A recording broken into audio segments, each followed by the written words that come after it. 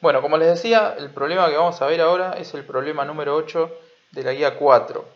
Acá está el enunciado, nos dice: en el sistema se dispone en el recinto A de una masa de 100 kilogramos de aire a presión inicial 20 kilogramos fuerza sobre centímetro cuadrado y 400 Kelvin. En el recinto B, de volumen 500 litros, inicialmente vacío, un émbolo ejerce una presión constante de 5 kilogramos fuerza por centímetro cuadrado. Ambos recintos se comunican a través de una válvula, la que se abre hasta lograr un equilibrio mecánico y térmico entre ambos recipientes. Y nos pide que determinemos la temperatura final y la presión final en el equilibrio y la masa de aire final en ambos recipientes. Al igual que en el resto de los problemas, lo primero que hay que hacer es una interpretación del enunciado.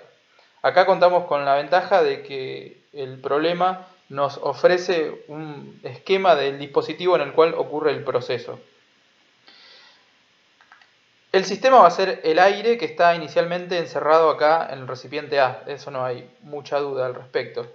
Podemos también dejar representadas las fronteras del sistema.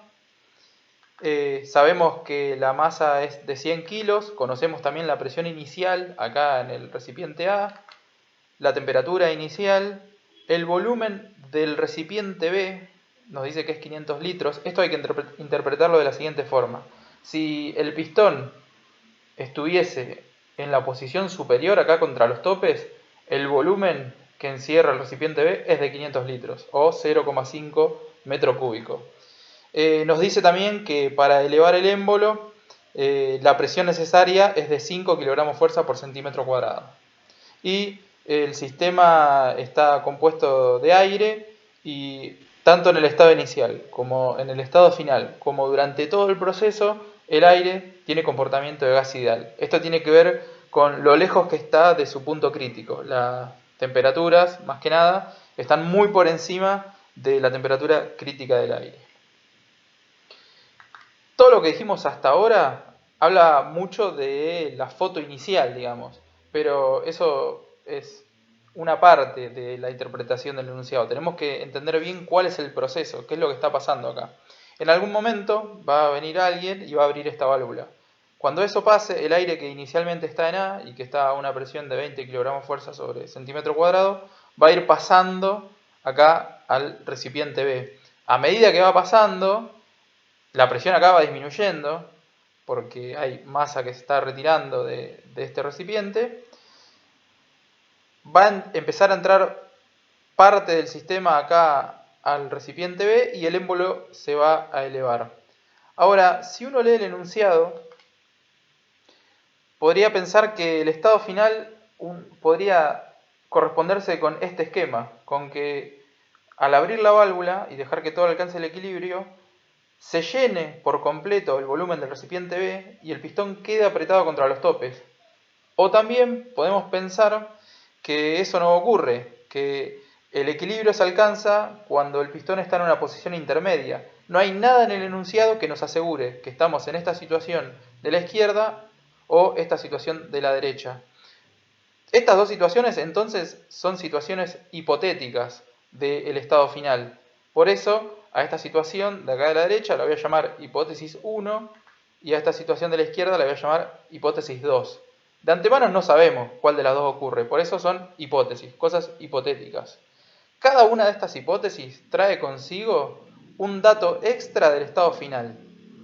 Lo que no sabemos de antemano es cuál es la válida y cuál es la falsa, pero las dos aportan un dato extra del estado final. Fijémonos en la hipótesis 1. Si se cumple esto de que en el estado final, cuando todo está en equilibrio, el pistón queda apretado contra los topes, lo que conocemos del estado final es el volumen final, porque el volumen final va a ser el volumen de A, que no es dato pero se puede calcular rápidamente, más el volumen total de B, que ese sí es dato, 0,5 metro cúbico. Es decir, esta hipótesis viene acompañada de este dato. Y otra cosa que es interesante ver es, en la hipótesis 1, cuáles son los valores admisibles para la presión final. El mínimo valor que puede tener la presión final, si pasa esto, es de 5 kilogramos fuerza por centímetro cuadrado, porque es la mínima que hace falta para poder elevar el pistón. Si fuese menor que esa, el pistón ni siquiera se mueve, entonces no puede ser parte de esta hipótesis una presión final menor. Y tampoco podría ser una presión final mayor a la que tienen inicialmente en A, eso no tendría sentido, porque en el momento que arranca el proceso, esto se está vaciando y la presión acá está bajando. O sea que la presión final tiene que ser menor a 20, que es la inicial que está acá, pero mayor a 5, que es la necesaria para levantar el pistón. Vamos a ver qué pasa con la hipótesis 2. La hipótesis 2 también trae consigo un dato del estado final. Si se cumple la hipótesis 2, lo que sabemos del estado final es que la presión es 5 kg fuerza por centímetro cuadrado. Porque si el pistón queda acá boyando en una posición intermedia, la presión del sistema la va a estar dando la presión del pistón, porque el sistema, en definitiva, en su estado final, va a estar en equilibrio con la presión del pistón. Y nos dicen que la presión que hace falta para levantar el émbolo, y todo lo que eso implica, ¿no? Émbolo, atmósfera, todo. O sea, para levantar el émbolo hace falta 5 kg fuerza por centímetro cuadrado. Entonces, si se cumple la hipótesis 2, que el pistón queda boyando, la presión final es de 5 kg fuerza por centímetro cuadrado. Además, piensen, esto no lo dije, pero bueno, ya creo que quedó más que claro. En el estado final esto está comunicado y está todo en el mismo estado. El aire que está en A está en el mismo estado que el aire que está en B, está comunicado. Ahora, si se cumple la hipótesis 2, ¿qué valores puede adoptar el volumen? Bueno, el volumen va a ser un volumen intermedio entre el volumen solamente de A y el volumen total de B. Por eso el volumen final va a ser mayor a solamente el volumen de A y menor al volumen de A más el volumen total de B. El volumen del sistema final es el que ocupa el aire, ¿no? Acá se ve en este esquema que el volumen que ocupa el aire es un poco menos que todo el que tiene acá arriba disponible el recipiente B. No usó todo el volumen del recipiente B. Entonces está ahí en el medio. Vamos a hacer ahora lo siguiente. Estas dos son situaciones hipotéticas. Vamos a ponerlas a prueba. Una de ellas va a resultar válida y la otra va a resultar falsa. Si nosotros probamos con una hipótesis y al probar una de las hipótesis nos damos cuenta de que es válida, de que tenemos razón, en realidad de que tuvimos suerte al probar esa hipótesis y fue válida, no hace falta probar la otra porque son mutuamente excluyentes. Si ocurre una es porque no ocurre la otra. Entonces, si verificamos que una se cumple, la otra queda automáticamente descartada. Hay un solo punto de contacto entre las dos hipótesis. Se lo cuento brevemente porque no es tan importante, ¿no? Un único punto de todos los puntos posibles de los estados finales en el que tendría que pasar esto, que se llene por completo el recipiente B, es decir, que el aire entre acá y ocupe todos los 500 litros que tiene de capacidad el recipiente B, pero que alcance los topes sin hacerle fuerza. O sea, que apenas los llegue a la posición, pero sin quedar apretado contra los topes.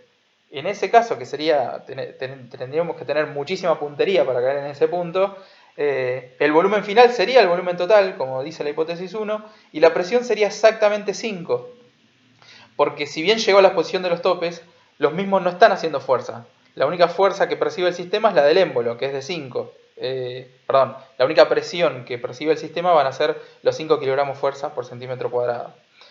Nada, si queremos incluir esa posibilidad dentro de las hipótesis, lo único que voy a poner acá es un menor o igual, ¿no? Si ponemos que la presión final puede ser, sí, en este caso sería mayor o igual. Si la presión final es mayor o igual a 5 kg fuerza por centímetro cuadrado, el decir que podría ser igual está incluyendo también ese caso, que sería una casualidad absoluta, ¿no? Nosotros generalmente esperamos que si pasa esto, que los topes estén haciendo alguna fuerza, ¿no? O sea, esta fuerza que hacen los topes sobre el pistón van a sumar una presión y la presión final va a ser los 5 más la que le atribuyamos a la fuerza que hacen los topes. Pero bueno, solo como comentario. Vamos a probar esta hipótesis, la hipótesis 1. La tenemos ahí anotada. Nos traemos el diagrama de la hipótesis. Acuérdense que si esta hipótesis es válida, en el estado final nos tenemos que encontrar con esto, con el pistón apretado contra los topes. Al igual que cualquier otro problema, lo que hay que hacer es tener siempre a mano los datos enlistados por el enunciado. ¿No? Todos los que vimos al principio. Y además le agrego a los datos que nos brinda el enunciado el dato que viene con la hipótesis, ¿no? Que el volumen final va a ser el volumen de A más el volumen total de B. Ese es un dato que no está en el enunciado, sino que viene atado a esta hipótesis. Una vez que hacíamos esto, lo siguiente, si vamos a la secuencia de pasos, era la parte de las leyes físicas. Acá la ley física que es pertinente es el primer principio de la termodinámica, que nos dice que la variación de energía interna de todo el sistema, que es el aire, viene dado por todo el calor que intercambia el sistema en el proceso, menos todo el trabajo que intercambie el sistema durante el proceso. Nos dice el enunciado que este dispositivo está bien aislado, así que podemos suponer que el calor intercambiado es despreciable. Lo sacamos de la ecuación al calor. Nos queda delta de U igual a menos L. Si desarrollamos un poquito esto y recordamos que la sustancia se comporta como gas ideal en todo el proceso, el delta de U es igual a M por CB por delta de T. Siempre para un gas ideal, el delta de U es M por CB por delta de T. Nos vamos al segundo miembro ahora, al del trabajo intercambiado durante el proceso. El trabajo se intercambia en el momento en el que el pistón pasa de esta posición a esta posición. Ese es el momento en el cual hay intercambio de trabajo entre el medio y el sistema que es el aire. Ese trabajo es un trabajo de presión constante, porque mientras el pistón asciende, la presión que ejerce sobre el sistema es constante, lo dice el enunciado, y es de 5 kilogramos fuerza por centímetro cuadrado. Por eso, este trabajo lo podemos escribir como presión externa, que es constante, los 5 kilogramos fuerza por centímetro cuadrado, por el delta de B. Esto, si no lo recuerdan, venía de resolver la integral de P por diferencial de B. Como P es constante, sale de la integral, y la integral de diferencial de B es delta de B. Bueno, acá lo único que hice en el siguiente renglón fue los delta de t y delta de b, escribir lo que significan. Delta de t final menos t inicial, y delta de b final menos b inicial. Ahora lo que vamos a ver es de qué cosas de esta ecuación tenemos dato y qué cosas no conocemos. La masa es dato, 100 kilogramos. 0,72 kJ sobre kilogramo Kelvin es el CB del aire, ese lo sacan de tabla, ya a esta altura tal vez lo recuerden de los ejercicios. La T final no la conocemos, de hecho es una de las consignas. La T inicial sí, 400 Kelvin. Nos vamos al segundo miembro. La presión externa, acá la pasé a unidad internacional, la tenemos en kilogramos fuerza por centímetro cuadrado. La pasé a kilopascal, 490 kilopascal. Y si bien no conocemos el volumen inicial, ni tampoco el volumen final, no lo hemos calculado en el momento, sabemos que el delta de volumen es todo el volumen B. O sea, el volumen final es el volumen total de A más B, y el volumen inicial es solo el volumen de A. La diferencia entre el volumen final y el volumen inicial es el volumen de B. Entonces pongo acá los 500 litros o 0,5 metros cúbicos, que es el volumen de B. Bien, sí, adelante. Sí, por favor, Leandro, ¿no? No veo la pantalla, por eso te saqué la voz.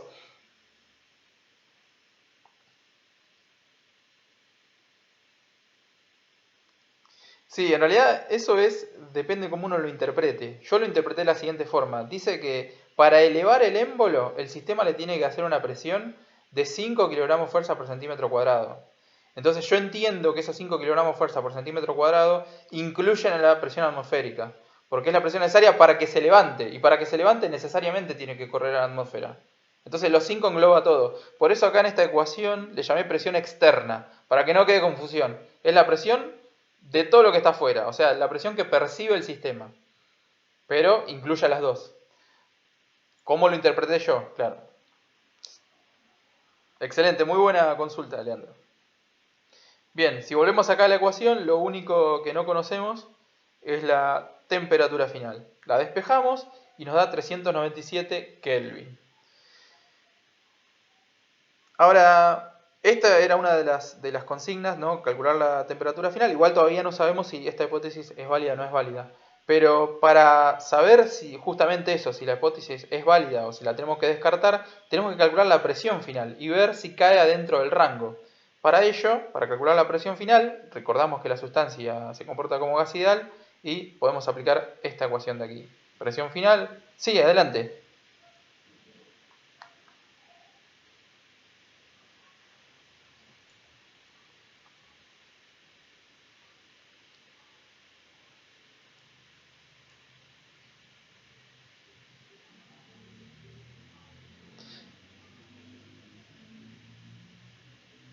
Sí, igual las variaciones, yo, está excelente tu pregunta, porque yo directamente, cuando planteé el balance de energía, puse delta de U, no puse delta de energía. ¿Se acuerdan la diferencia entre poner delta de energía y delta de U? Si uno pone delta de E, o sea, delta de energía, es delta de U más delta de energía potencial más delta de energía cinética. Yo acá ya directamente desprecié las variaciones de energía cinética y de energía potencial del sistema. Acordate que el sistema es el aire. Variación de energía cinética claramente no tiene, porque el aire, bueno, en realidad sí su centro de masa se mueve un poco, pero pensá que en realidad en el estado final vuelve a estar quieto, así que no, te diría que no, que diferencia de energía cinética no tiene. Y diferencia de energía potencial tampoco, porque el aire no está subiendo su centro de masa ni está bajando su centro de masa. Tal vez puede llegar a variar un poco, ¿no? Pero es despreciable respecto a la variación de energía interna. Lo que tenemos que acordarnos siempre es que las variaciones de energía cinética y energía potencial son del sistema. Y el sistema en este caso es el aire. ¿Se entiende? No el pistón. El pistón no forma parte del sistema. ¿Quedó claro? ¿Se entiende esa parte?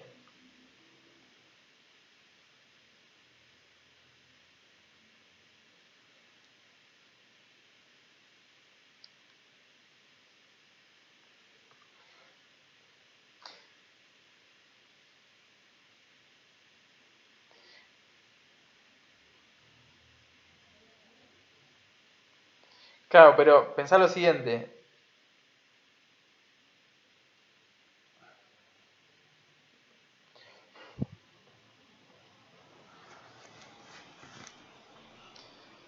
Sí, pero en realidad yo creo que el enfoque no es correcto, porque acá el sistema claramente es el aire y nada más que el aire. Y el aire no experimenta ni variaciones en su energía cinética ni variaciones apreciables en su energía potencial. No está bien incluir al pistón en el sistema, porque si yo tendría que saber de qué está hecho el pistón y los procesos que sufrió, ¿entendés? Acá el sistema claramente es el aire. Generalmente pasa esto, que los sistemas son las sustancias. Y si el sistema es el aire, las variaciones de energía cinética y de energía potencial son totalmente despreciables contra la variación de energía interna. Yo te diría que la de energía cinética directamente es cero, porque arranca quieto y termina quieto, el aire. Y la de energía potencial cambió la altura del centro de masas y puede haber cambiado entre esta situación, pero te puedo asegurar que es totalmente despreciable contra lo que va a cambiar su energía interna. Por eso me quedé solamente con delta de U y no tuve en cuenta los otros delta de energías mecánicas. ¿Vamos bien? Bien. No, a vos por preguntar. Estábamos acá, mira. Ya teníamos calculada la temperatura y les decía que sería interesante sacar la presión para ver si la presión final cae dentro del rango para verificar la hipótesis o si cae afuera y la tenemos que descartar. Como la sustancia se comporta como gas ideal, podemos decir que presión final por volumen final es igual a masa por R particular por T. Conocemos todo porque la T la acabamos de calcular, el R es el del aire, la masa es dato, volumen final es el volumen de A más el volumen de B. El volumen de B es dato. El volumen de A no es dato, pero lo podemos calcular de la misma forma si planteamos esta misma ecuación, pero en el estado inicial. Presión inicial por volumen inicial igual a masa por R particular por T inicial. Y esto sí tenemos datos completos. Hacemos esto, despejamos el volumen, reemplazamos por los datos que tenemos acá, que nos pide la ecuación. El volumen inicial 5,74 metro cúbico. Le sumamos los 0,5 metro cúbico del B y tenemos el volumen final, ¿no? El volumen final va a ser 6,24 metro cúbico. Bueno, tenemos todo completo para despejar la presión. Despejamos la presión y nos da 1,8 megapascal. Yo lo puse en Pascal porque hice todas las cuentas con unidad internacional, pero acá lo tenemos que ver en kilogramos fuerza por centímetro cuadrado. Bueno, hacemos el pasaje, 1,8 megapascal son 18 más o menos, ¿no? 18 kilogramos fuerza por centímetro cuadrado. Y ahora viene lo importante, verificamos que 18 es mayor que 5 y menor que 20. Entonces la hipótesis se verifica. Eso quiere decir que esta hipótesis es la real. Esto es lo que le pasa al proceso. Llegado a este caso, ya está, no hace falta plantear la otra, porque son mutuamente excluyentes. Si esta se verifica, la otra queda descartada automáticamente. Así que esta es la hipótesis que vale. El problema también pedía calcular la masa que pasa de A B, o sea, la masa que hay en B, final. Bueno, sí, José.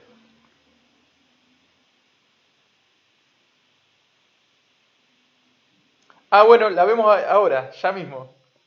Pero te invito a participar y a hacer consultas, José, cuando la estemos viendo. Si ya estuviste renegando, eh, genial. Bueno, le decía que el cálculo de la masa, gracias José, les decía que el cálculo de la masa es simple, así que se lo dejamos a ustedes porque lo importante acá es el tema de las hipótesis. Hay que hacer de vuelta P por B igual a MRT en B final, así que lo dejamos. Vamos a la otra hipótesis. ¿Qué hubiera pasado si hubiéramos tenido la mala suerte que tuvo José de arrancar por la otra, ¿no? De arrancar por la hipótesis que finalmente termina descartada. Le digo mala suerte porque vamos a trabajar, no quiero decir una mala palabra, de gusto. Queda en confianza. No, pero tal vez lo subamos el video así que por las dudas voy a tratar de mantener los buenos modos. Arrancamos con la hipótesis 2. En la hipótesis 2, este sería el diagrama, o sea, solamente para recordar cómo era la hipótesis 2, en el estado final el pistón acá quedaba boyando, quedaba en una posición intermedia. Entonces conocíamos la presión final. Bueno, anotamos todos los datos que nos ofrece el enunciado y le sumamos el dato que viene con la hipótesis. Este dato es el de la hipótesis, joya. Lo tomamos como si fuera un dato del problema y empezamos. Vamos a ir un poquito más rápido en este caso porque es la que no sirve. Planteamos el primer principio, ya la tenemos desarrollada, así que ya la traigo desarrollada la ecuación.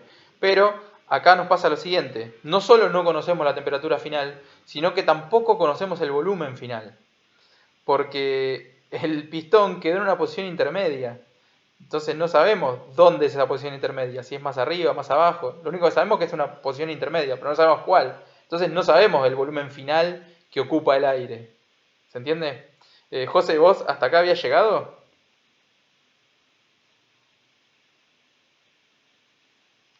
Excelente. Sí, porque generalmente acá viene la parte conflictiva. Porque tenemos, cuando aplicamos el balance de energía, una ecuación con dos incógnitas, que son temperatura final y volumen final. Pero tenemos que pensar en alguna otra ecuación donde también aparezca T final y donde también aparezca B final que sea aplicable. ¿Qué otra ecuación tenemos que aparecen estas dos? T final y B final. ¿Alguien se le ocurre?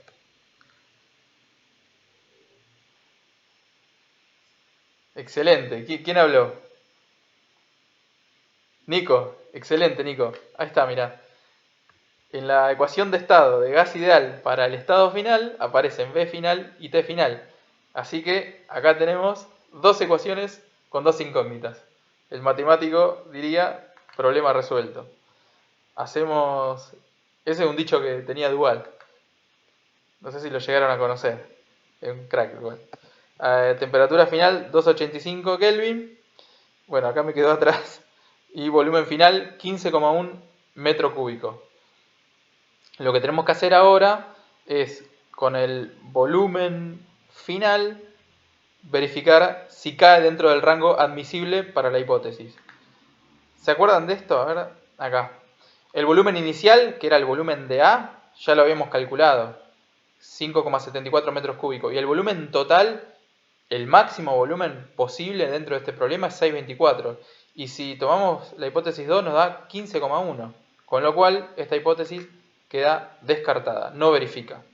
¿Se entiende más o menos? Ahora, como siempre le decimos, ¿no? La parte de interpretar un poco los resultados.